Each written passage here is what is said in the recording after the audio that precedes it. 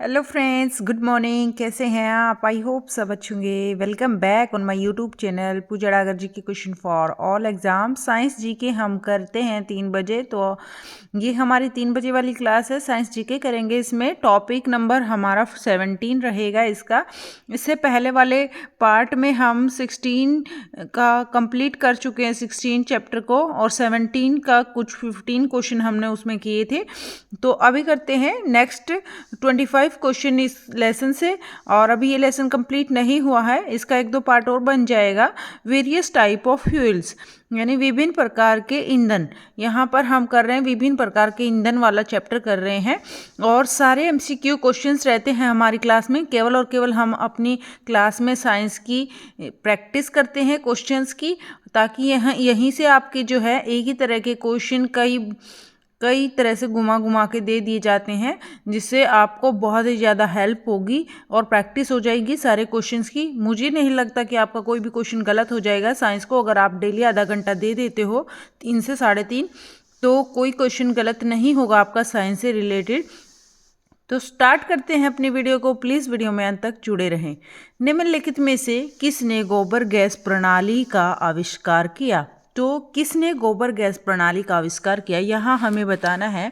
जो गोबर गैस है, गोबर गैस का जो प्रणाली है, इसका आविष्कार किसने किया? इससे मीथेन गैस निकलती है। गोबर से मीथेन गैस निकलती है। तो गोबर गैस जो होती है, यह इसका आविष्कार किसने किया? जेसी बोस, सीवी रमन, या सीबी देसाई, या एच खोराना। तो यहाँ क्या रहेगा आंसर इसका? इसका आंसर रहेगा सीबी देसाई आंसर रहेगा इसका। सी आंसर रहेगा सीबी देसाई। गोबर गैस की प्रणाली का आविष्कार किया सीबी देसाई ने। सीबी देसाई ने गोबर गैस प्रणाली का आविष्कार किया। ठीक है फ्रेंड्स, आगे चलते हैं क्वेश्चन नंबर 2 पर। निम्नलिखित में से किस एक का अधिक ईंधन मान होता है? यानी इनमें से कौन सा है एक इसका अधिक ईंधन मान होता है? चारकोल का, हाइड्रोजन का, या फिर प्राकृतिक गैस का, या गैसोलीन का? तो यहाँ पर जो हमारी हाइड्रोजन है, हाइड्रोजन का जो है ईंधन मान अधिक होता है। हाइड्रोजन आएगा यहाँ पर, हाइड्रोजन का ईंधन मान अधिक होता है। बी आंसर रहेगा। आगे चलते हैं क्वेश्चन नंबर 3 पर। प्लीज़ वीडियो में अंत तक जुड़े रहें। क्वेश्चंस बहुत ही ज़्यादा इंपॉर्टेंट हैं और हर एक कॉम्पिटिटिव एग्ज़ाम के लिए ये साइंस के क्वेश्चन बहुत ही ज़्यादा यूज़फुल आपके लिए साबित होंगे। तो आप देख लीजिएगा कंप्लीट वीडियो को। क्वेश्चन नंबर 3, निम्नलिखित कथनों पर विचार कीजिए। ये कुछ कथन दे रखे हैं। कथन और कारण से रिलेटेड काफ़ी सारे क्वेश्चंस आजकल क्वेश्चंस आ रहे हैं पेपर में, तो इसलिए इनको बिल्कुल अच्छे से देखना। निम्नलिखित कथनों पर विचार करना है। कोक स्टील लोहे के उत्पादन में भट्टी के स्फोटन के लिए मिलाए जाने वाले चार्ज की सामग्री में से एक है। इसका कार्य है। तो इसका कार्य क्या है? इनमें से इसका कार्य क्या है? तो देख लेते हैं एक बार। अपचायक के रूप में क्रिया करना, या लोहे आयस्क से संयुक्त सिलिका को दूर करना, या फिर ऊष्मा की पूर्ति के लिए ईंधन के रूप में कार्य करना, या फिर अपचायक के रूप में क्रिया करना। तो यहाँ पर क्या आंसर रहेगा? एक बार क्वेश्चन दोबारा से ध्यान से समझ लो। निम्नलिखित कथनों पर विचार कीजिए। कोक स्टील लोहे के उत्पादन में भट्टी के स्फोटन के लिए मिलाए जाने वाले चार्ज की सामग्रियों में से एक है। तो इनमें से कौन सी लोहे के उत्पादन में भट्टी के स्फोटन में मिलाए जाने वाले चार्ज की सामग्री में से एक है? अपचायक के रूप में क्रिया करना, या लोह अयस्क से संयुक्त सिलिका को दूर करना, या फिर ऊष्मा की पूर्ति के लिए ईंधन के रूप में कार्य करना, अपचायक के रूप में क्रिया करना। तो यहाँ पर देख लेते हैं ऑप्शंस क्या दे रखे हैं। ऑप्शंस यहाँ पर दे रखे हैं। 2 और 4 सही है, 1 और 2 सही है, 1 और 3 सही है, 3 और 4 सही है। तो यहाँ पर क्या सही है? इनमें से हमारा 1 सही है और हमारा 3 भी सही है। तो देख लेते हैं एक क्या है। अपचायक के रूप में क्रिया करना, लोहे के उत्पादन में भट्टी के स्टोफन के लिए प्रयोग किए जाने वाले चार्ज की सामग्री में से एक है। तो अपचायक के रूप में क्रिया करना है, और क्या है इसमें ऊष्मा की पूर्ति के लिए ईंधन के रूप में कार्य करना है। ऊष्मा की पूर्ति के लिए ईंधन के रूप में कार्य करना और अपचायक के रूप में क्रिया करना। ये दोनों आएंगे, अपचायक के रूप में क्रिया करना और ऊष्मा की पूर्ति के लिए ईंधन के रूप में इसका कार्य करना। ये रहेगा इसका आंसर, यानी 1 और 3 रहेगा। देख लेते हैं 1 और 3 कहाँ पर है। ये सी रहेगा इसका आंसर, 1 और 3 आंसर सही है। आगे चलते हैं क्वेश्चन नंबर 4 पर। निम्नलिखित कथनों पर विचार कीजिए। कथन है हमारा ए, एलपीजी एक प्रदूषण मुक्त वाहन ईंधन है। एलपीजी जो है एक प्रदूषण मुक्त वाहन ईंधन है और कारण सीएनजी ईंधन चालित बसों का चलाना भारत के मेट्रोपोलियन शहरों के लिए संस्तुत है। तो यहाँ पर क्या रहेगा आंसर। ये 2 वाला जो कारण है ये हमारा सही है या गलत है, और ए है ये इससे रिलेट करता है या नहीं करता है, ये हमें बताना है। तो इसका क्या आंसर रहेगा। इसका आंसर रहेगा 4th का ए गलत है बिल्कुल, और डी आर हमारा सही है। तो ए जो है वो एलपीजी एक प्रदूषण मुक्त वाहन ईंधन नहीं है। एलपीजी है एक प्रदूषण मुक्त वाहन ईंधन नहीं है, और जो है सीएनजी ईंधन चालित बसों का चलना भारत के मेट्रोपोलियन शहरों के लिए संस्तुत है। तो ये रहेगा बिल्कुल सही आंसर रहेगा। कारण आर सही है और ए गलत है। तो ए यहाँ पर ए और आर दोनों सही हैं, परंतु आर ए की सही व्याख्या नहीं करता है। आर और ए और आर दोनों सही है, परंतु आर ए की सही व्याख्या करता है। या ए सही है परंतु आर गलत है, या ए गलत है परंतु आर सही है। तो यहाँ पर क्या आंसर रहेगा। 4th का आंसर रहेगा ए गलत है परंतु आर सही है। ए गलत है परंतु आर क्या है, सही है बिल्कुल। तो ये रहेगा इसका आंसर, डी आंसर रहेगा। आगे चलते हैं क्वेश्चन नंबर 5 पर। कौन प्राकृतिक गैस का मुख्य घटक है। इनमें से कौन सा प्राकृतिक गैस का मुख्य घटक है। इथेन है, मीथेन है, प्रोपेन है, बेंजीन है, इनमें से कोई नहीं। तो कौन सा इनमें से प्राकृतिक गैस का, प्राकृतिक जो गैस होती है उसका मुख्य ईंधन है, प्रकृति के द्वारा जो मिलता है हमें, उनमें से इनमें से इथेन, मीथेन, प्रोपेन, बेंजीन इनमें से कोई नहीं। तो क्या रहेगा यहाँ पर जो है इथेन भी नहीं आएगा, प्रोपेन भी नहीं आएगा, बेंजीन भी नहीं आएगा, इनमें से कोई भी नहीं आएगा। तो मीथेन आएगा यहाँ पर। मीथेन गैस जो है प्राकृतिक गैस है। मीथेन गैस है जो वो है प्राकृतिक गैस है। आगे चलते हैं। निम्नलिखित में से कौन जीवाश्म ईंधन है। इनमें से ये दे रखे हैं, इनमें से कौन सा जीवाश्म ईंधन है। ईथर है, अल्कोहल है, वाटर गैस है या प्राकृतिक गैस है। इनमें से जीवाश्म ईंधन बताना है हमें। जीवाश्म ईंधन। तो जीवाश्म ईंधन कौन सा है इनमें से। यहाँ पर क्या आंसर रहेगा। क्वेश्चन नंबर 6 का आंसर क्या रहेगा। इसका रहेगा प्राकृतिक गैस जो है हमारी जीवाश्म ईंधन है। प्राकृतिक गैस हमारी जीवाश्म ईंधन है, याद रखना है। प्राकृतिक गैस हमारी जीवाश्म ईंधन है। आगे चलते हैं क्वेश्चन नंबर 7 पर। क्वेश्चंस अच्छे लगे तो प्लीज़ वीडियो को लाइक कर दीजिए, शेयर कर दीजिए ज़्यादा से ज़्यादा, और चैनल पर नए हैं तो चैनल को सब्सक्राइब कर लीजिए। क्वेश्चन नंबर 7 देख लेते हैं। केवल हम 25 क्वेश्चन आज की क्लास में करेंगे, और ये क्लास अपनी आधे घंटे की रहती है बस।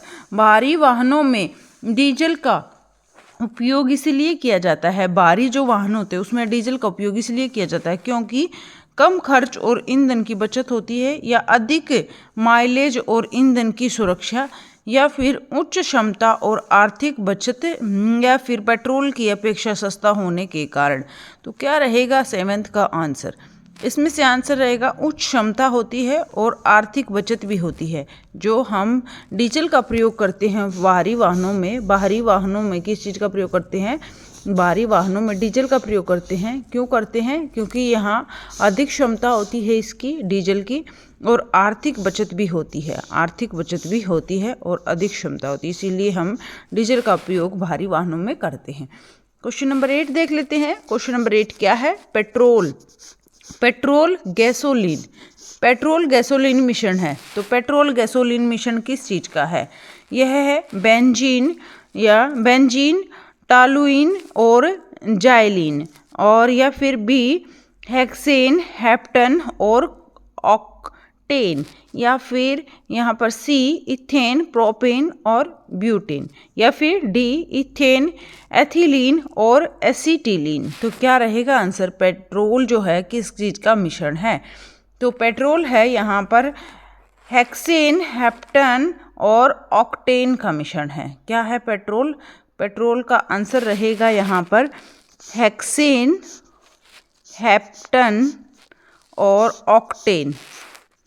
हेक्सेन, हेप्टन और ऑक्टेन इसका मिश्रण है पेट्रोल। याद रखना है, हेक्सेन, हेप्टन और ऑक्टेन का मिश्रण है पेट्रोल। आगे चलते हैं, गैसोहोल।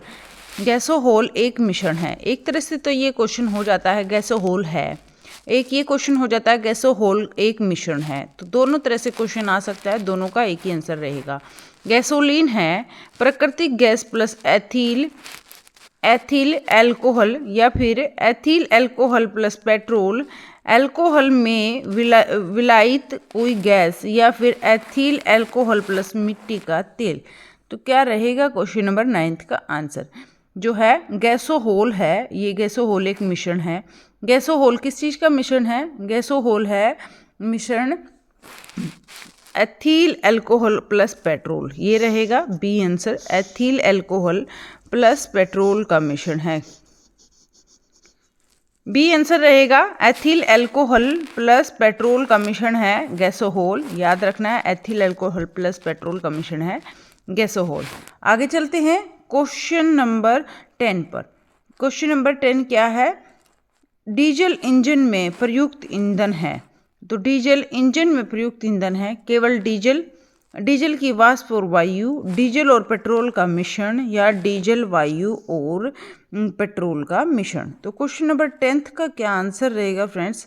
डीजल इंजन में प्रयुक्त ईंधन है डीजल की वाष्प और वायु। डीजल जो इंजन है, डीजल इंजन में प्रयुक्त जो ईंधन है वह है, क्या है? डीजल की वाष्प और वायु। डीजल की वाष्प और वायु, ये रहेगा आंसर हमारा, बी आंसर रहेगा इसका।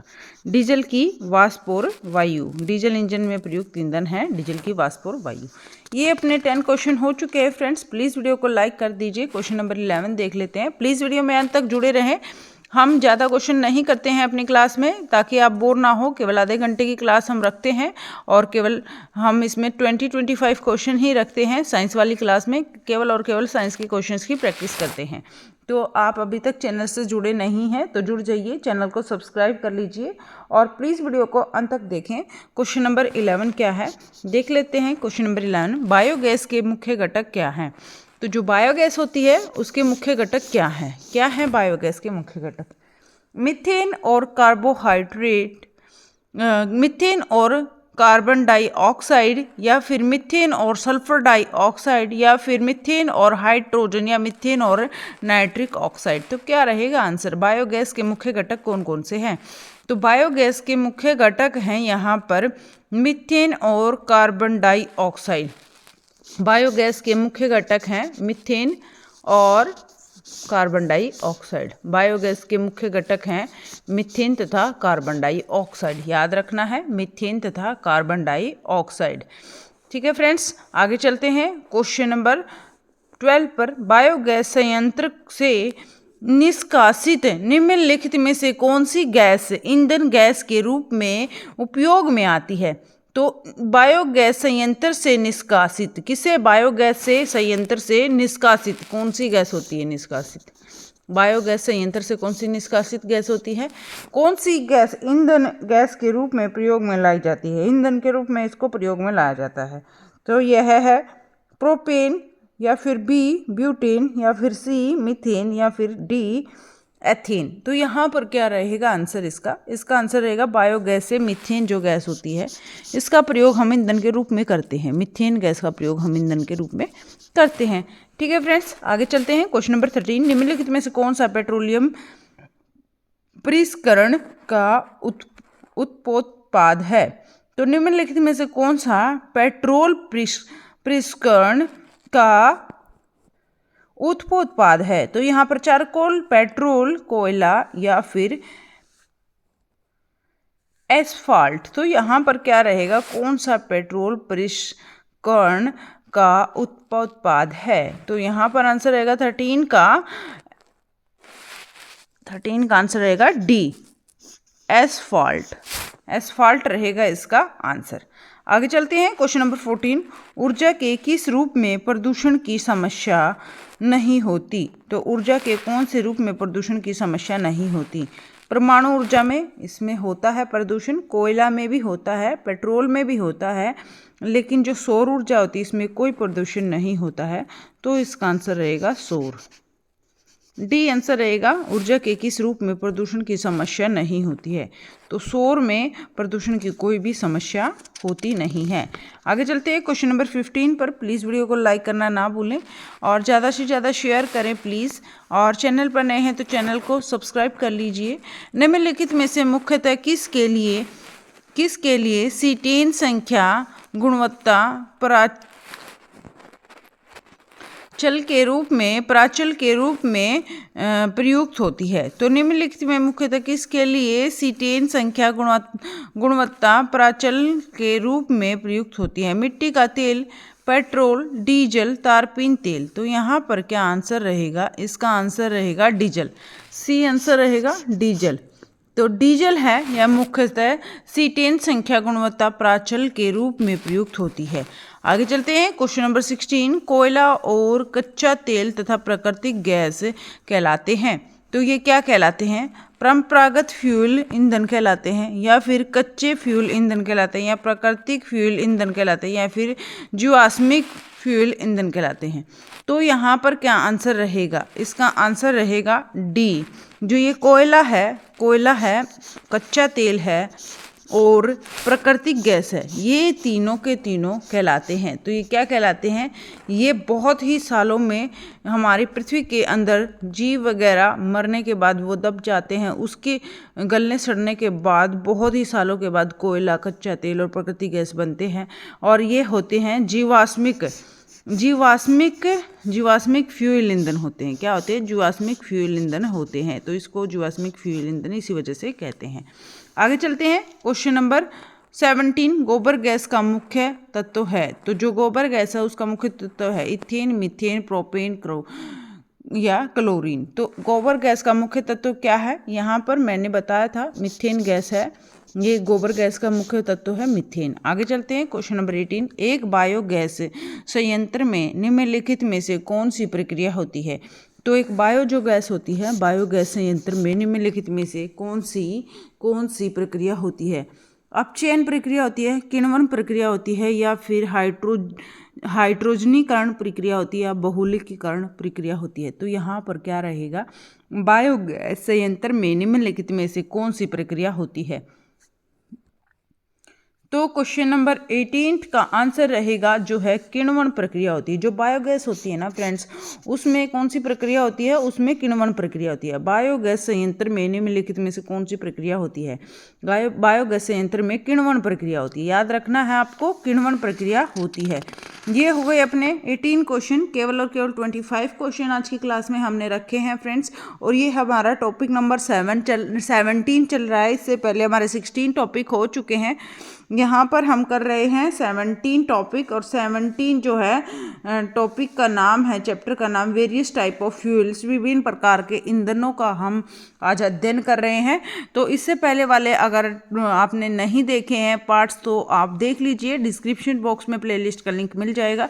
तो आप इससे पहले वाले भी ज़रूर पार्ट्स देख लीजिएगा, क्योंकि साइंस से रिलेटेड आपके एक भी क्वेश्चन हम नहीं छोड़ेंगे, हर एक क्वेश्चन करेंगे। आपके एग्ज़ाम में साइंस यहाँ से बाहर नहीं आएगी।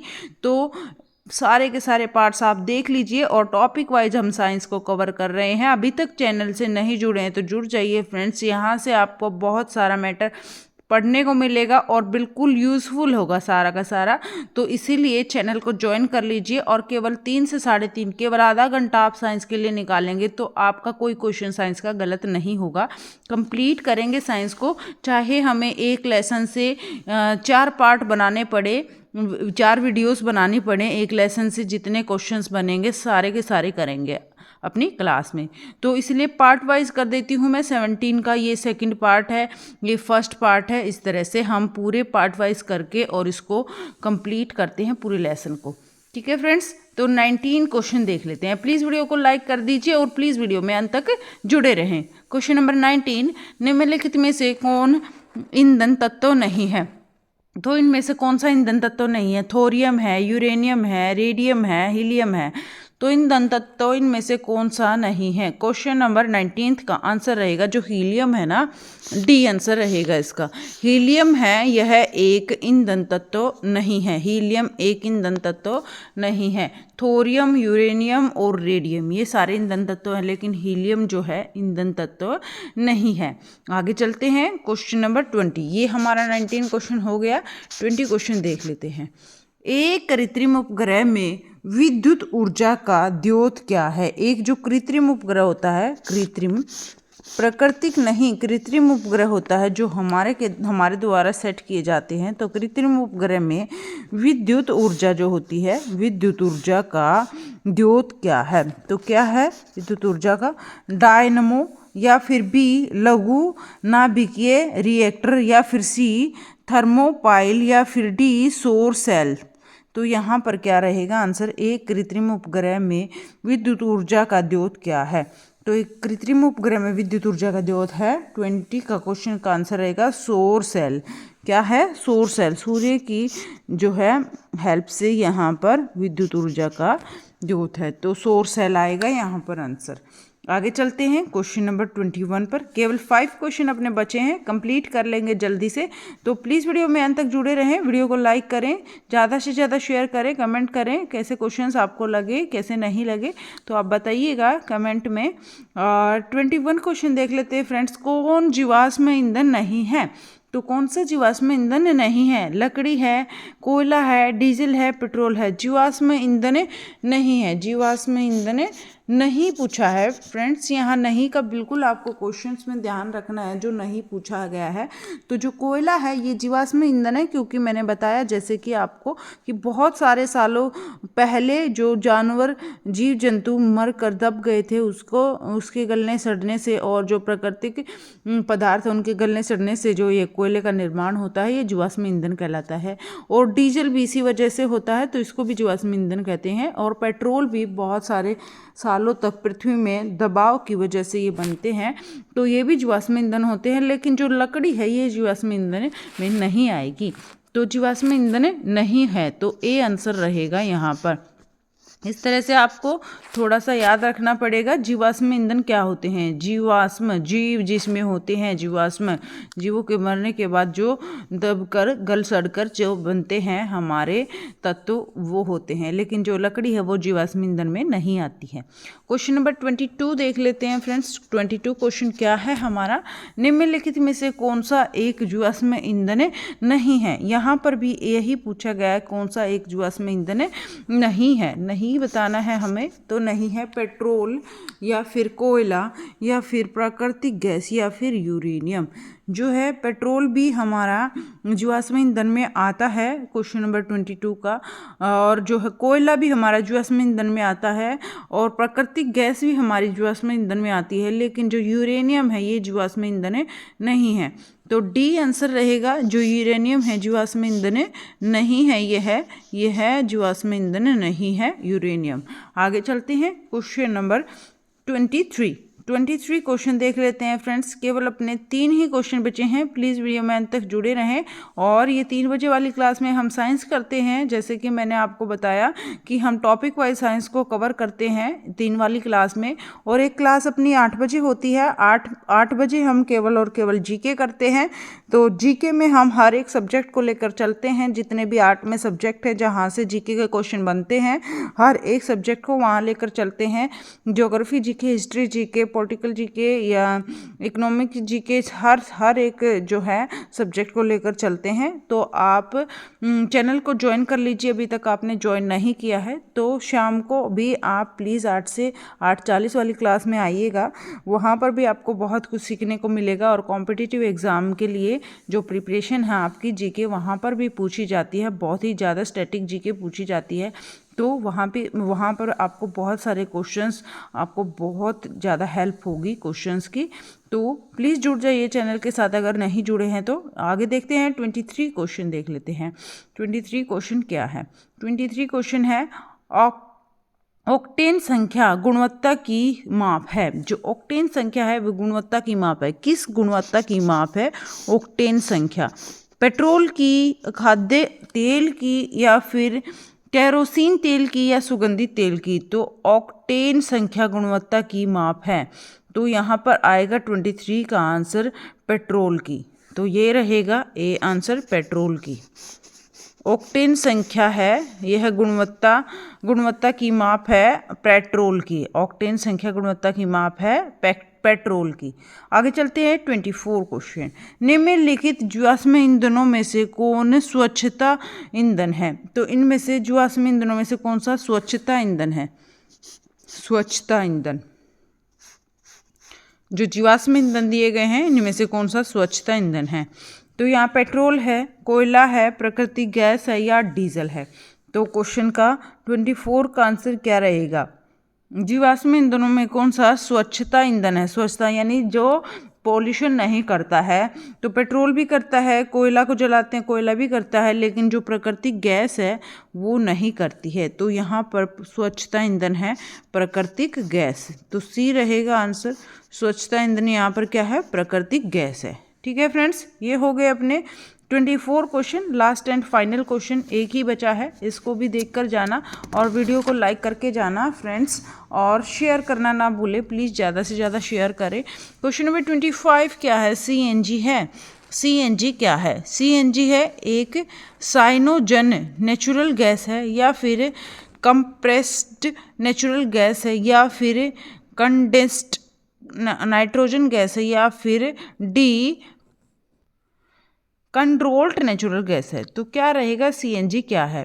सीएनजी एक साइनोजन नेचुरल गैस है, या फिर कंप्रेस्ड नेचुरल गैस है, या फिर कंडेंस्ड नाइट्रोजन गैस है, या फिर कंट्रोल्ड नेचुरल गैस है? तो यहाँ पर क्या रहेगा आंसर इसका? 25 का आंसर रहेगा हमारा बी। जो है सीएनजी है वो हमारी है कंप्रेस्ड नेचुरल गैस। क्या है सीएनजी? सीएनजी एक कंप्रेस्ड नेचुरल गैस है। कंप्रेस्ड नेचुरल गैस सीएनजी इसका आंसर रहेगा। ठीक है friends, thank you so much. Video में अंत तक जुड़े रहने के लिए आपका बहुत बहुत धन्यवाद। थैंक यू वेरी मच आप सभी का। आपने इतना कीमती समय दिया इस क्लास को। आई होप ये क्वेश्चंस आपके लिए बहुत ही ज़्यादा यूज़फुल होंगे और ये आपके पेपर में बहुत ही ज़्यादा हेल्प करेंगे। Thank you so much. And video को लाइक करके जाएं। प्लीज़ लाइक करें, शेयर करें, ज़्यादा से ज़्यादा कमेंट करें। कैसे क्वेश्चंस हैं, समझ आए या नहीं आए हैं, कमेंट करें। और चैनल को अगर आपने ज्वाइन नहीं किया है तो ज्वाइन कर लीजिए, सब्सक्राइब कर लीजिए, चैनल को सब्सक्राइब कर लीजिए please. Thank you so much. Bye bye, take care. और फिर मिलते हैं 8 वाली क्लास में। 8 वाली क्लास में भी आप टाइम से प्लीज़ आ जाया करें। आप लेट हो जाते हो, फिर आधी क्लास अपनी निकल जाती है, तो प्लीज़ टाइम से आप क्लास पे आया करें। और यहाँ पर 3 बजे और शाम को 8 बजे 2 क्लास अपनी रहती हैं। 3 से 3:30 पर हम करते हैं साइंस, और 8 से 8:40 पर हम करते हैं जीके। और 8 से 8:40 वाली जीके में हम हिस्ट्री का बहुत कुछ कवर कर चुके हैं। हिस्ट्री में हमने प्राचीन भारत का इतिहास, और जो मध्यकालीन भारत का इतिहास, और हम मध्यकालीन भारत का इतिहास, आधुनिक भारत का इतिहास, ये तीनों जो है हिस्ट्री के कवर कर चुके हैं।